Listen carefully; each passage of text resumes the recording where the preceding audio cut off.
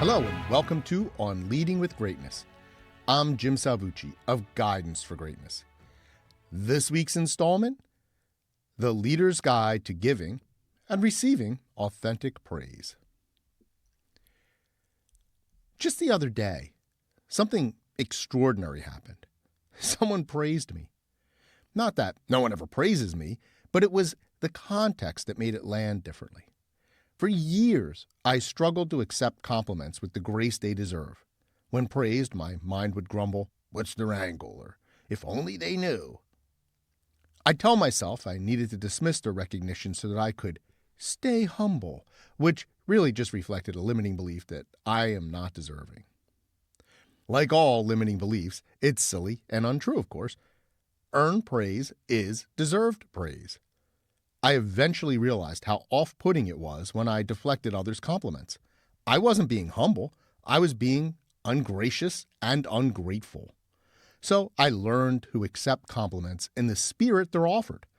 This shift also unlocked the door to gratitude and its rewards. What happened the other day reminded me of all this. Electing to accept praise. I'm a poll worker, meaning I'm one of those toiling gray hairs who helps people cast their votes during elections. Recently, during early voting, a machine malfunctioned, which brought 2 election commissioners to our precinct, a rarity. After resolving the issue, the commissioners went out of their way to commend my partner and me on our handling of the situation. In New York, commissioners and election workers always operate in bipartisan pairs. At first, I was flummoxed. Their praise was so unexpected. But I'm happy to report that, after some initial surprise and confusion, I replied graciously. One reason the moment felt so unfamiliar was that, except during elections, I'm never an employee. Sure, people hire me as a coach, consultant, or speaker and frequently offer compliments, which I deeply appreciate, but clients aren't bosses. Our relationship is mutual and non-hierarchical. So unless I take to patting myself on the back while reciting affirmations into my bathroom mirror, there's simply no boss to praise me. With the commissioners, it's different. During elections, I'm officially a county employee, and they're my ultimate supervisors. It struck me in the moment that my last few full-time employers virtually never offered authentic or meaningful compliments. For instance, the very last one, a college president, would laud her team, but never individuals. Another praised individuals, but only transactionally, buttering you up in order to get something in return. So, what happened inside me after I accepted the commissioner's thanks and praise? Did I get a little ego boost or a slight surge of the warm and fuzzies? Or did I just take it in stride? No, I admit that I felt a gush of pride and energy. Instantly, I was more motivated to do the grueling, tedious work at hand. Simply put, I wanted to do an even better job. Think about that for a bit. By making an effort to show sincere appreciation for my work, these commissioners inspired me to work harder. And even though I was perfectly aware of that cause and effect, the inspiration stayed with me, only waning as the long day dragged on. Contextualizing compliments. The thing about compliments is that context matters, as do tone and word choice. You can pay a lot of compliments, but if they're perfunctory, people will come to resent them. Also, people have to be ready to accept your praise. Because I was historically a praise deflector, I'm good at noticing when others do the same. If I want my praise to land, I make sure that the other person can really hear and embrace it. If I'm not sure it landed, I'll revisit it. It also matters what sort of person is giving the compliment. If you're committed to human decency, do you really want praise from a boss whose values you don't respect? For example, one boss I had years ago offered praise all the time, almost always privately. He also had a nasty habit of offering criticism, often entirely unmerited, in public. Plus, he had a reputation as an inveterate liar. In the morass of all that lying, false accusation, secret praise, and public humiliation, eventually, even his most heartfelt compliments started to feel like gut punches. And it matters what you're praising. One former colleague was always ready to effusively praise her staff in public, which sounds admirable, but for one detail. All her compliments were of the "thanks for your hard work" variety. She never commented on the quality of their work. At first, her people beamed when she thanked them. Eventually, though, they started sagging as she raved on about the hours they put in. Never once did she simply say, "They did a good job." How to praise. So offering praise involves much more than simply blurting out a "way to go" from time to time. A leader's compliments have to be offered with several factors in mind. 1.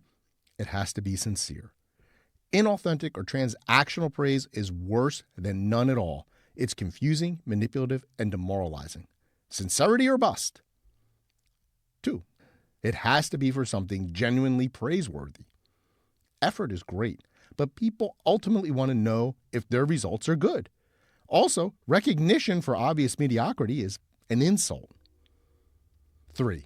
It has to be a regular thing, but not too regular. Sparse praise undermines confidence. Too frequent praise can seem perfunctory. 4. It has to be offered in a way that people hear and appreciate. This factor may come down to the individual. For instance, some may prefer private compliments to public ones. 5.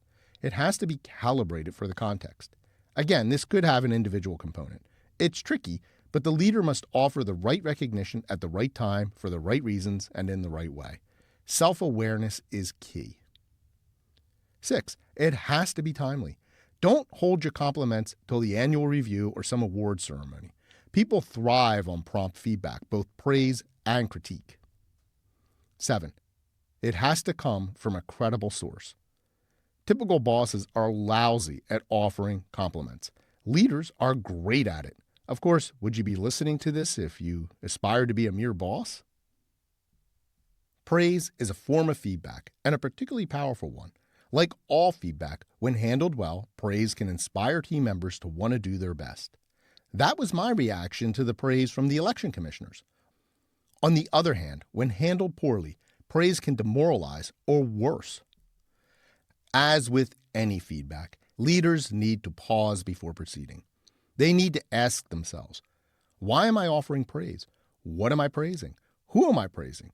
How am I praising them? And what do I want in return?